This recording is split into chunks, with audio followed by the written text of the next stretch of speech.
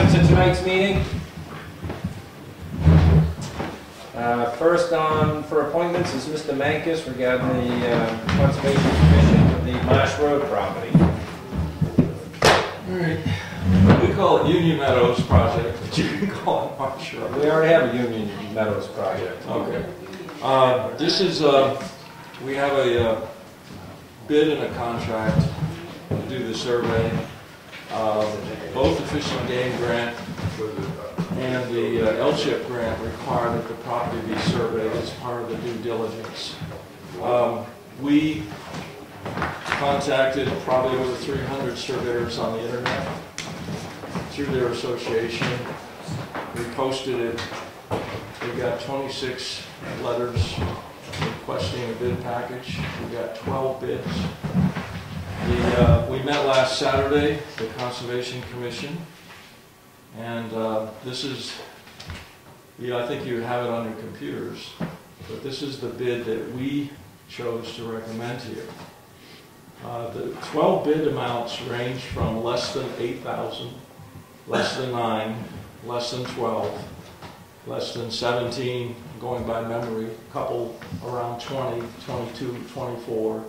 The highest one was 33,000. We picked the one 8,000 to 33,000. Right. Wow. That was a little bit worrisome, but we picked this one as being very, very complete bid, and it was the one that was less than 12. It's 11.5. Yeah, you don't want the low ball. Well, the general rule is you take out the low and you take out the high, and you go with somewhere in the middle. There was a cluster around 20. This one represents a bargain. We thought it would ballpark around 15, so this is a little less than we imagined. Most of them were higher than we imagined. Yeah. Yeah. Okay, but it's very detailed. The first paragraph promises to get it done by the correct date, and of course the bid incorporates the bid package, which is very detailed. The critical thing in this is that we must satisfy the requirements of LCHIP and the Fish and Game. Fish and Game must satisfy the requirements of the federal money that's coming from them. These are two grants for $50,000 from LCHIP and $85,000 from Fish and Game. And Teresa, I think, has already provided you the contract that they sent. Now,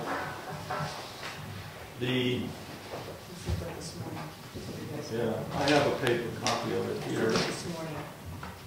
This is the bid package, which is 3 pages. We got that too. Okay, you got that too. Yep.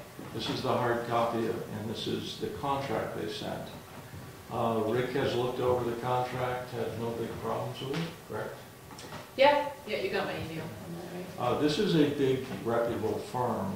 The two that were lower were kind of, we had the impression they were sort of a single one-man band. And we wanted to reach a comfort level because we had promised the seller that we would conclude this deal by August. What's the total acreage?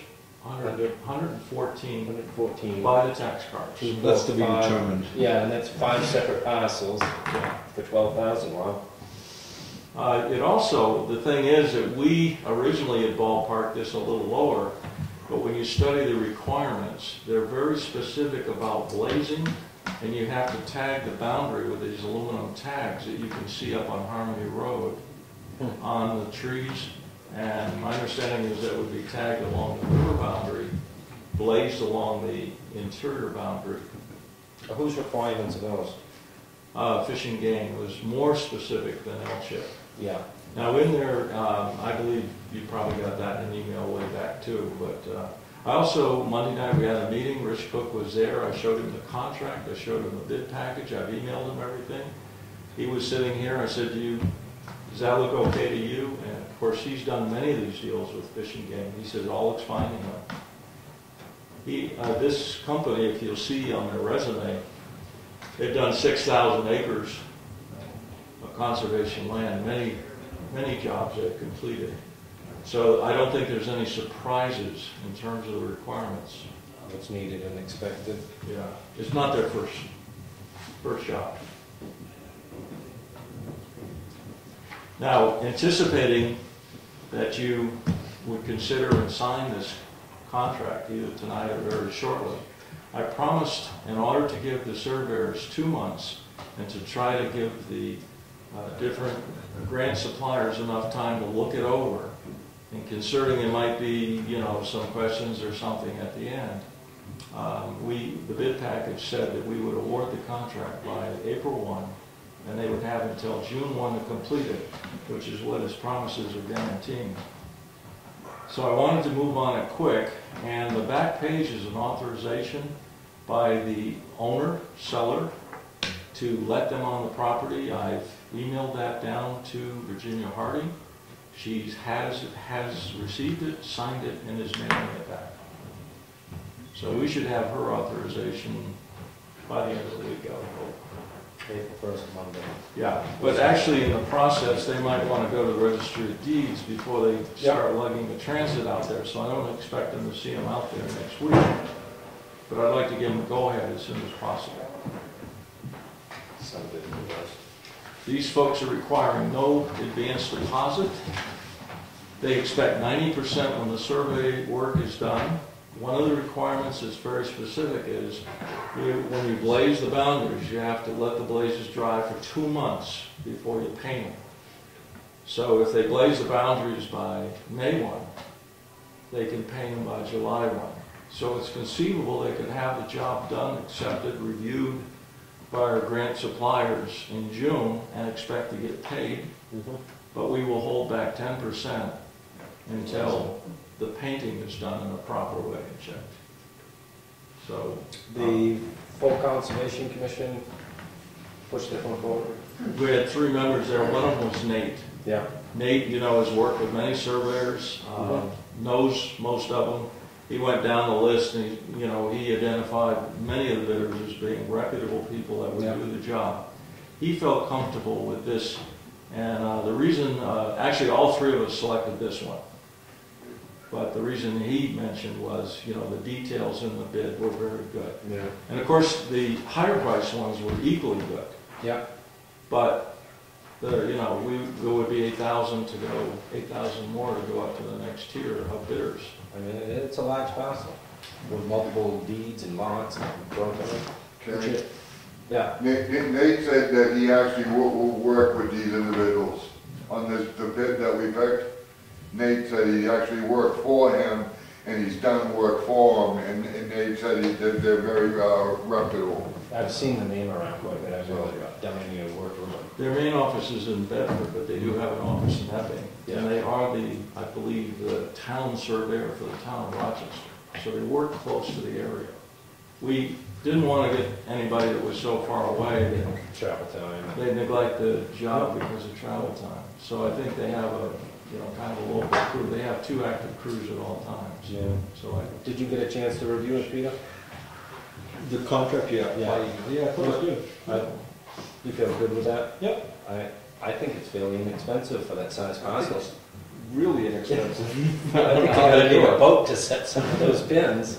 Well, there was a line in here that did concern me a little bit, but where it just says, time charges will be mileage. Although the following items are not included as part of the proposal, we are available, not those. It was something where they could, both reimbursable expenses and filing fees paid by this officer would carry a 10% handling charge. And I was talking about if they need to, they're allowed to subcontract individuals out, which that line I'm not familiar with in the wording of it. I'll just subcontract? let me see what it says right here. I'll get to that. I'll explain that, Chuck.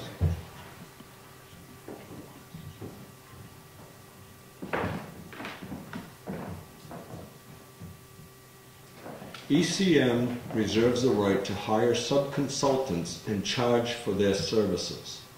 Both reimbursable expenses and filing fees paid by this office will carry a 10% handling charge.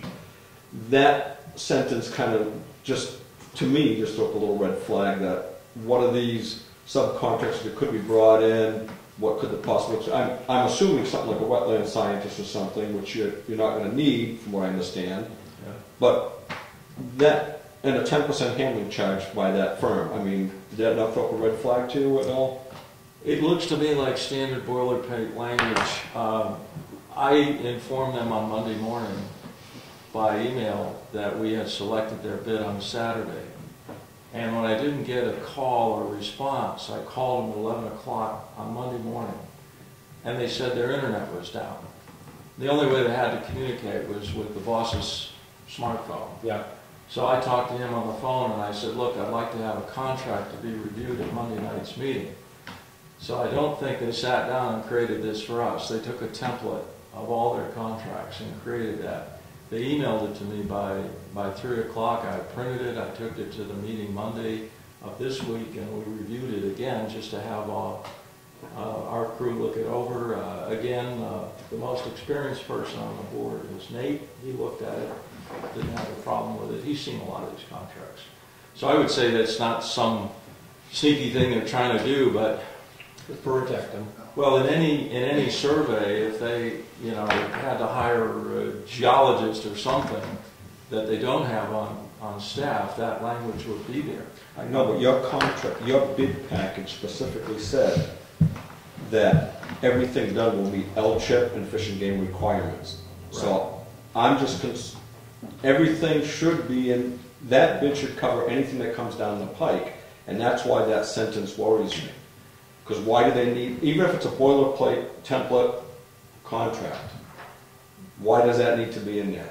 It possibly could have been erased from this contract, but like I said, this was done in a fairly quick manner. If they don't need any of those services, then it will not matter. Because they have bid on doing the contract the way the bid package describes it. They will not be paid until LCHIP and Fish and Game are satisfied. But what I'm saying is, there shouldn't be any surprises. You told them the contract should include everything it takes to satisfy LCHIP and Fish and Game. Right. So why do they need a sentence in there that's going to cover subcontracted help with a 10% handling charge on their behalf? If it is just boilerplate, then that should be crossed off of there and go with a straight contract that says we're going to do the job for $11,500 that you gave us a bid package for. You have a contract I'm offering you to sign. If the selectmen would like to cross that sentence out before they sign it, then... Yeah, that's the only thing I'm saying. I think you've done a great job. I'm not criticizing. I'm just saying that sentence worried me. See, I'm not going to really argue for them. If you feel uncomfortable and you want to ink that out, I will give them the contract you sign, the way you sign it, because I'm not here to advocate for them. Oh, I know. I don't know what you guys think. I mean, that was when I was reading it, it just caught my eye. So that maybe it's nothing. Well, the reason that we felt we reached a comfort level is because this is a reputable firm and they exist on their reputation. And if they did something that really messed up our schedule or messed up our budget, it would mess up their reputation. And firms like that, I mean, they would go out of business if they did something just horribly bad to a town. Well, as I said, I'll be abstaining from this anyway, just because of the... No, we appreciate your expertise in the trade. Charlie asked a question about where the money's coming from. Okay, the exact figures of money, some are definite and some aren't. The definite amount is we're paying $150,000 for this property, which the town is. The town, yeah, I realize it's your first meeting, okay? So I'll go back a little bit because we've been going over this for a year. The town is paying $150,000 for this property from two trusts, Harding and Weber. Fish and Game and LCHIP are essentially buying the conservation easement. So the Fish and Game will hold the conservation easement on it, which means that it has certain purposes, and that's for Fish and Game, wildlife to do their thing, hunters and fishermen to do their thing, snowmobiles allowed on the property, no motorized recreational vehicles, means no four-wheelers. Ground-bearing vehicles is usually how they word it. In our conservation easement, it says motorized recreation. I said, what about if there's a forest fire and the forest unit has to go in. That's not recreational. Did you just say in the first sentence before that, though, the snowmobiles are allowed? Yes, they're What's allowed a in there. motorized recreational vehicle? That's why usually when they post Well, a it's- fishing game, post for ground-bearing vehicles. Oh, okay, I didn't understand what you mean. Yeah, it means no, I haven't used that phrase here. That's what It the would signs mean say anyways. no ground-bearing motorized Yeah, vehicles. as a four-wheeler without. If there was an emergency or forest fire, these are not recreational vehicles, so they're Is okay. that utility work? So we had a appraisal done on the property first thing last fall, so we could get some idea of numbers. The conservation, the value of the property was $150,000 for the conservation easement. In other words, what they would be buying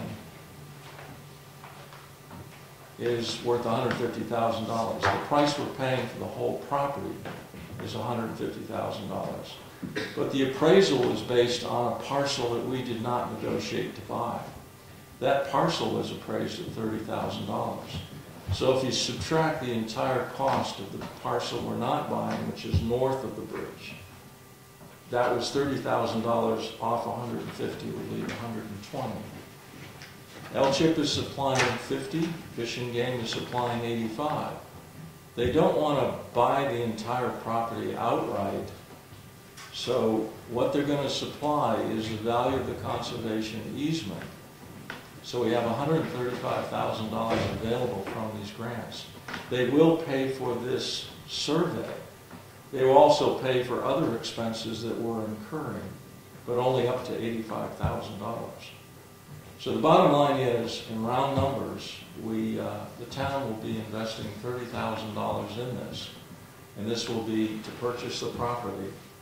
But it's a mix, the way the money's come together, it's kind of a mix, so that we pay for the survey, but we may get reimbursed for the entire cost of it. If we paid for a more expensive survey, we might not be reimbursed for all of it. We have to get a higher detailed appraisal done, which will be done later in April and May. They call it a yellow book appraisal. It satisfies federal requirements. And that will detail more precisely the value of the property without the parcel that we're not buying. The first appraisal included it because we hadn't made the deal yet. So when we get that appraisal, that will more gel the numbers more exactly. But in round numbers, the town's going to invest $30,000. The $150,000 that goes to the two trusts that own the property will be split 50-50. So $75,000 will go to the Weber Trust. The Weber Trust purpose is solely to educate Wakefield children who attended Paul School at this time going to college for their first year. So they've done a very good job in supplying scholarships. And this $75,000 will go into a fund to be able to better or perhaps supply scholarships for the second year as well as the first year, or more scholarships or whatever. So this money invested properly might be expected to return about $3,000 a year in that trust. So that's $3,000 a year coming back to Wakefield students that are going to college. So I think it's an excellent investment for the town. We will own the land.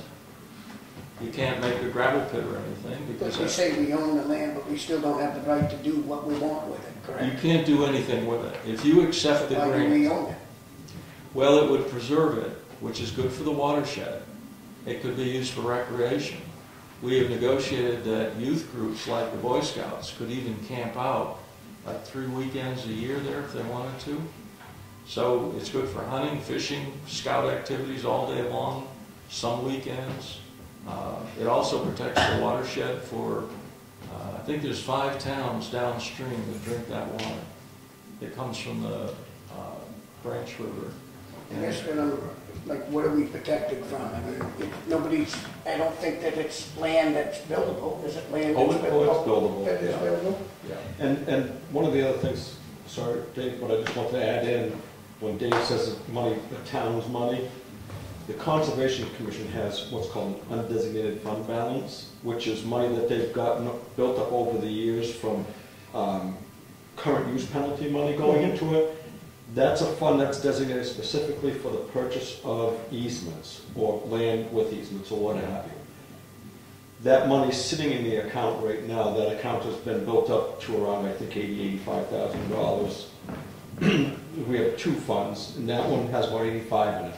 So that 30,000 will be coming out of that area. It's not going to be an impact to raise taxes or anything. That's money that's been there and received at a current use penalties. It's money that's in the conservation fund that cannot be used for anything else. So in a way, it's going out, will preserve this land, and then it kind of comes back to us as scholarships. So, you know, in 10 years, we might have all the money back in the form of scholarships. How much waterfront is there, Dave? There's 1 mile of river frontage and 3,000 feet of marsh frontage. It's considered the highly desirable habitat for The train tracks cross Marsh Road, this, what's that parcel, that one, and I think it's down also. There's, as you know, there's a major east-west snowmobile trail through the property we own already and have rights to on the southern part. There's one parcel that is between those conservation lands and this piece. If we had the rights to cross that parcel someday in the future, we could make a north-south snowmobile trail if it had a place to go. And fishing game is entirely comfortable with snowmobiles traversing that land. There's no point in having them in there now, because if you went down, you'd have to turn around and come right back to your truck, because, you know, it's a dead end, you know, you're landlocked. It's dead end. And of course, there's moving water there, so it's not a really good idea to head across the marsh out there. Do we get taxes from that now? You get about $1,600 a year.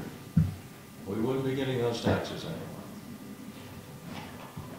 There is a small building on that property also, a small garage type barn at the, on the 4-acre parcel up at the top corner of it, northeast corner somewhere around there. The garage can stay.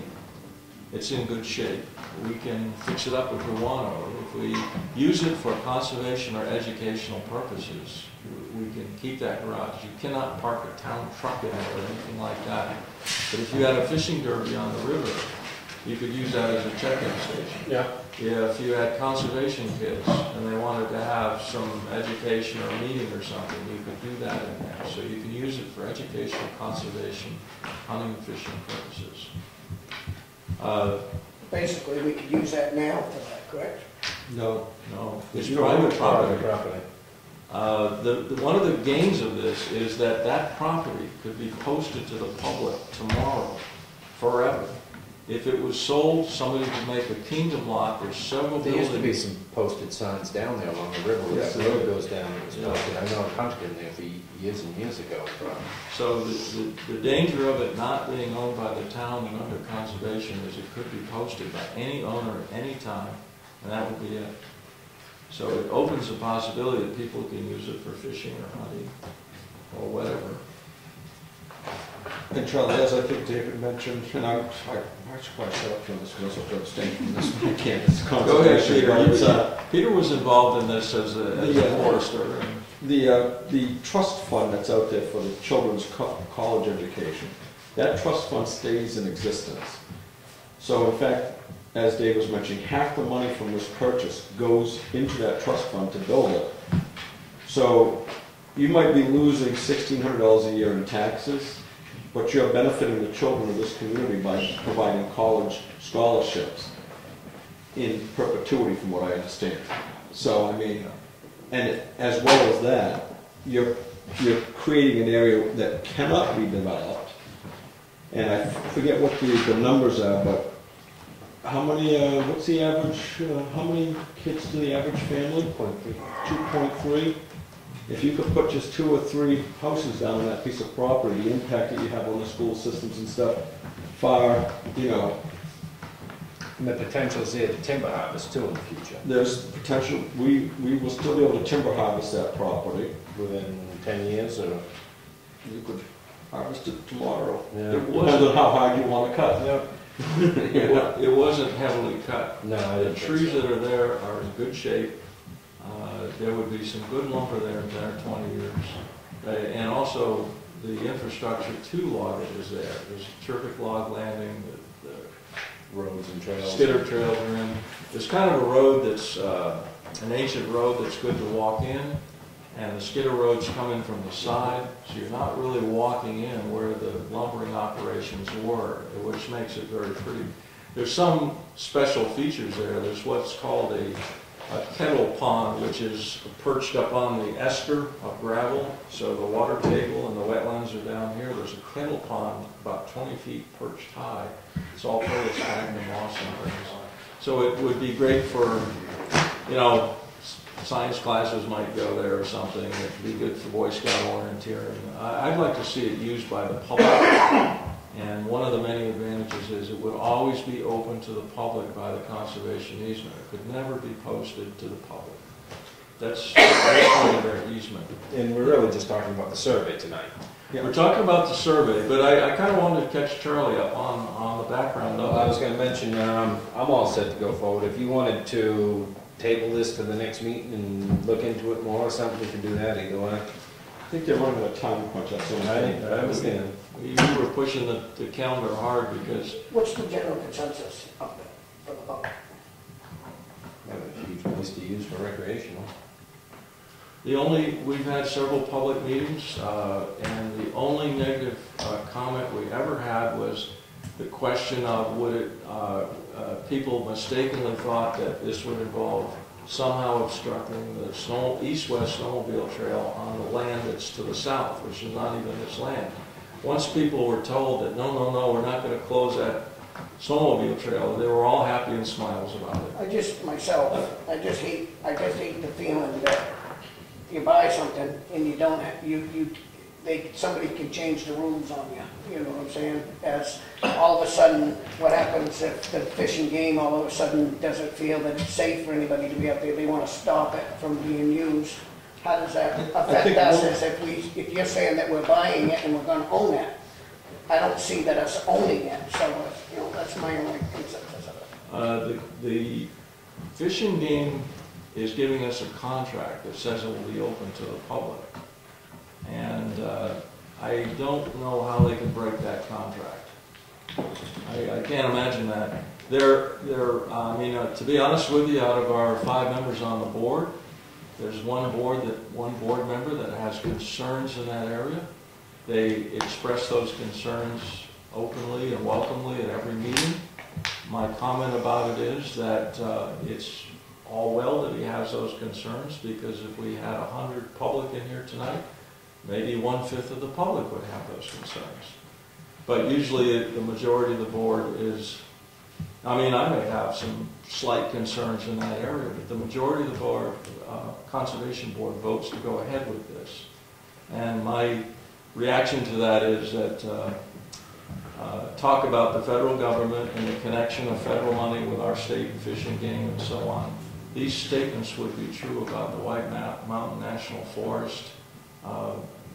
I have hunted many game management areas that are controlled by the Federal Wildlife Service, which is where the money's coming from. And I am always grateful that they have preserved these lands and keep them open for hunting and fishing, because I've had nothing but good reactions when I use these federal lands. Does this money cost the taxpayers any money today? So it's not costing anybody any money other than your conservation? Our conservation money will pay for the survey when it's done, and when we have a closing, the L-CHIP grant money and the Fish and Game money will probably reimburse every penny of this out of the grants. But money that we're spending out of our conservation fund will go part toward purchasing the property. And let's just put it into reality, because I'm hearing things about we're purchasing this property. Well, I hate to break it to anybody, but if you look at the numbers, we are not purchasing the property. The Fish and Game is purchasing the I was just property, going to ask what and the L-CHIP are purchasing the property. We are